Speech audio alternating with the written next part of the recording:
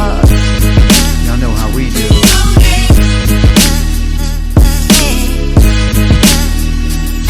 You're listening to Philly's own Matthias, aka Mr. 16 Bars, that's real hip hop. We try to tell people that Philly is a special breed. They hate to see us on top, they hate to see us on. They hate to see us come up, they hate we on. They hate the moves that we make because it's made to break them. We give them knowledge on tracks and hope our words can save them. I guess it's hard to give props when you know you lesser. So we right on your heels, I hope you feel the pressure. Rappers faking a role, my shoes will never fit them. Before you come at a king, I let my soldiers get them. I'm from Philly with hot quarters, they turn chilly. Tight shirts with tight jeans, they never feel me. Young boys confused, they think I'm too preachy. Old head in the game and still rep my city. I'm from Philly where hot corners they turn chilly. Tight shirts with tight jeans, they never feel me. Young boys confused, they think I'm too preachy.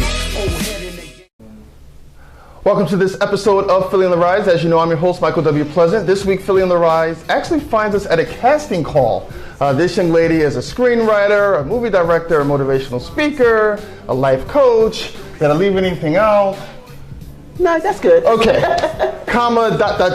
She does it all. Jack of all trades, master of all trades. Miss Jillian Bullock has joined us for this segment of Philly on the Rise. She's actually from West Philadelphia. Doing West Philadelphia very proud. Yes. Jillian Bullock, welcome to Philly on the Rise. Thank you, Michael. Thank you for having me. I'm glad that you finally made it here. I know we've been trying to get this all scheduled. Coordinated. Now so we're busy. here. We're both doing such great things. Exactly. So let's talk a little bit about your latest project, A Sense of Purpose, Fighting for Our Lives.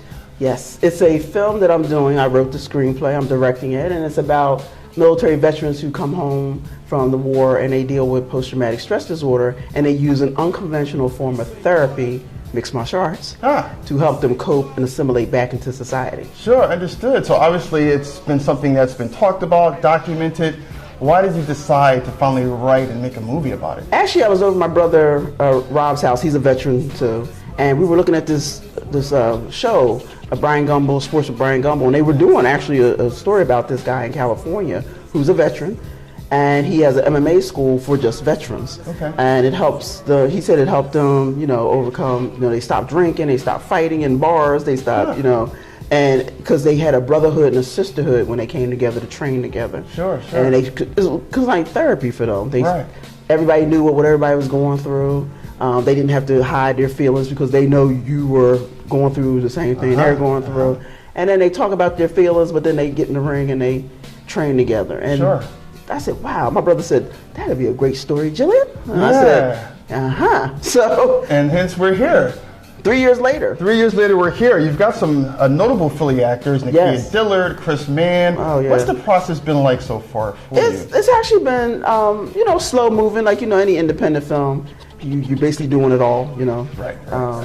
But I've been welcomed from open arms. Actually, people not only in Philadelphia, but internationally. I got some Canadian actors. I got an actor that's from Brazil. We're international. So we didn't even finish filming anything yet. So I'm excited. Military veterans who are want to be involved with the project because they understand that it's an important piece to talk about, post-traumatic stress disorder.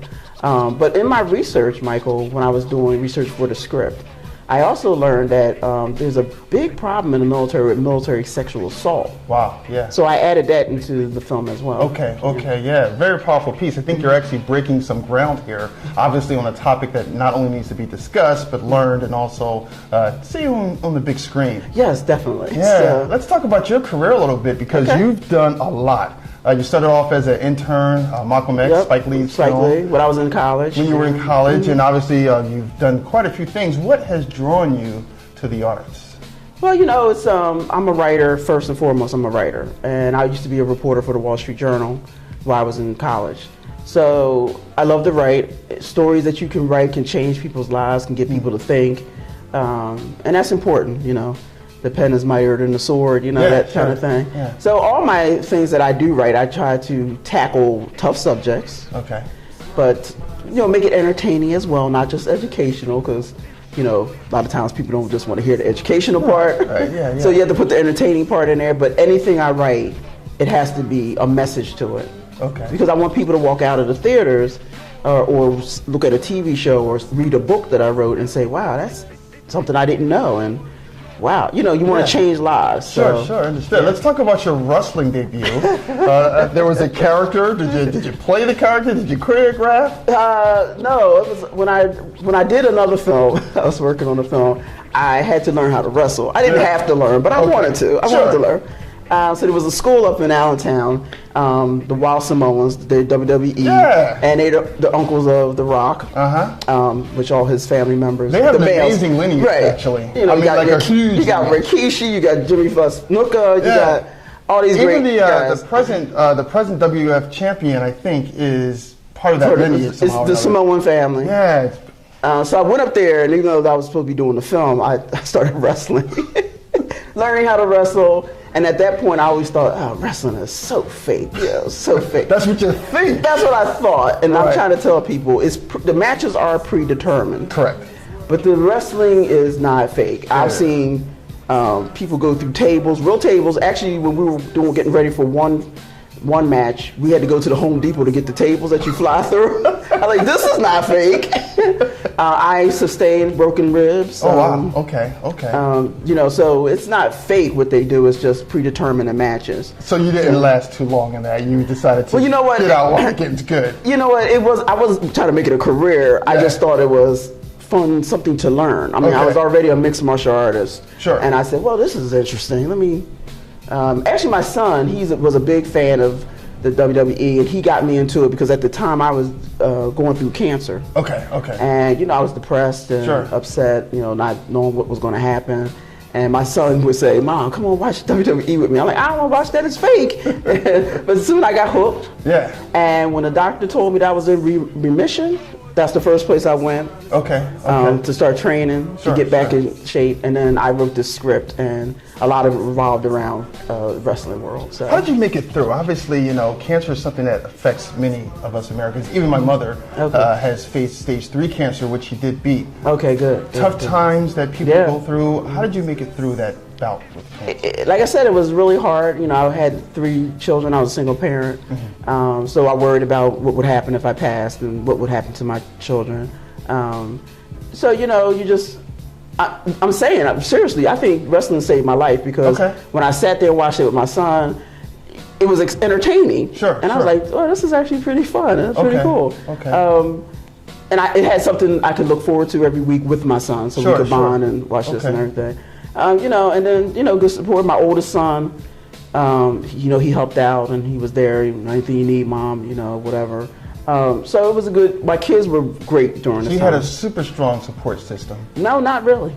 Well, you just mentioned your kids. My kids, that's it. Okay, all right. That was it. Just the kids. Okay. I didn't have a really good support system during that time, but, I had my kids, and that's all to me that really mattered. Yeah, exactly. They were there for you, Yeah, so. Let's circle back. Let's circle back to some of your other accomplishments. Again, you're a writer, an author. Let's talk a little bit about the process. How do you, as a screenwriter, do you just kind of wake up in the morning and decide to write? How does that process work for you? Well, like you said, I'm a writer and I'm an author, so I allot certain times. I'm up at 4 every morning. Okay. So I usually write from 4 to 8 or 9. Okay. So, either writing or do research for the book or the script that I'm doing. Sure. Like I said, it depends on what the subject is.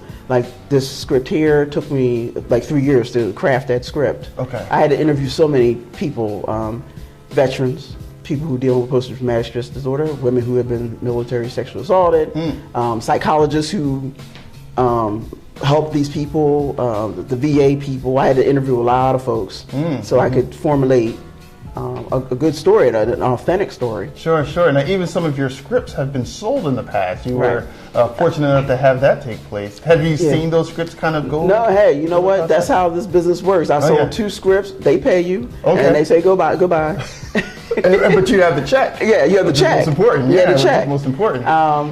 But because of selling those 2 screenplays, the people at the Philadelphia Film Office wanted me to become a screenwriting judge. Okay. Yeah. They have a contest every year called Set in Philadelphia. Okay. It's a screenwriting contest. The winner earns $10,000. Yeah. And their script gets to be read by people out in Hollywood. Okay. So since 2006, I've been a screenwriting judge. Understood. Congratulations. Yeah. You're also on the motivational circuit to some extent. What type of motivational speaker are you? Empowerment. Okay. And I'm like, since my book came out, my memoir, Here I Stand, came out in 2012, people kept, writing me and emailing me saying, could you tell me how to overcome, certain things in my life? Because my book talks about me growing up with my Italian stepfather, was in the mafia in Philadelphia. Okay, sure, yeah. I was at 15. I was homeless because that's a long story. Got to read the book. Must read the book. Where is the book? Where can we find it? Amazon, BarnesandNoble.com. Just go on there. Gotcha. But basically, it talks about after my stepfather died, and I had a falling out with my mom and her new step husband. So my stepfather, her new husband, and they kicked me out, and I was on the streets. So I had to survive any way I could, which meant drugs, criminal activity, prostitution, anything. So the book talks about that. It talks about how I overcame that when I got pregnant, how I got off the streets, got clean, went back to high school, went to college. So it talks about that whole, journey. Yeah. Amazing journey you've been on, and obviously there's more to come for you. Let's talk about one fact that you don't mind sharing with the audience. One kind of unknown nugget that maybe not anyone knows, something that you enjoy doing, or one unknown fact about Jillian Bullock. Well, let me see. I have plenty of tattoos. A lot of people don't know that because I like to keep it covered up. Okay, when you say plenty, you're talking 5, 10? More like 10. Okay, all right, 10. Like one of the actors in my film, his name is John Quinlan. He's one of the most decorated romance cover models. Okay, yes. And he's known for all his tattoos. So that's how we kind of met, actually. Okay, sure. He's like, we talk about tattoos and stuff like that. But, you can be classy with tattoos. 100%. Some people think you can't, but you can. Yes, you can. And when it's appropriate, you cover it up. You cover it up, exactly. When you can be a little less covered, depending on where you're at it. Like if I'm at the gym, I'm not covered up. I'm at the gym, You're going to let them all show. Yeah, why not? Exactly. Why now, not? are you done with the tattoos? No. Is there a limit with the tattoos? I mean, at some point, you're going to run out of space on your body. Well, they're not huge tattoos. Okay. They're not like, the whole arm is covered, It's not that. They're like, but no, I'm going to get a couple more probably. Okay.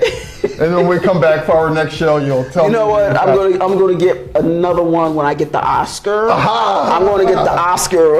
Now we're talking. There you go. Philadelphia, you have enjoyed the presence of Jillian Bullock. She's doing some amazing things in Philadelphia. West Philadelphia, born and raised. That's right. Where Will Smith, all right, Will Smith. There we go. Both went to Overbrook High School. On the playground is where you spent some of your days? That's some of my days. Just some of your days. Thanks a lot for joining us for this segment of Philly on the Rise, and we'll see you soon. That real hip hop. Y'all know how we do.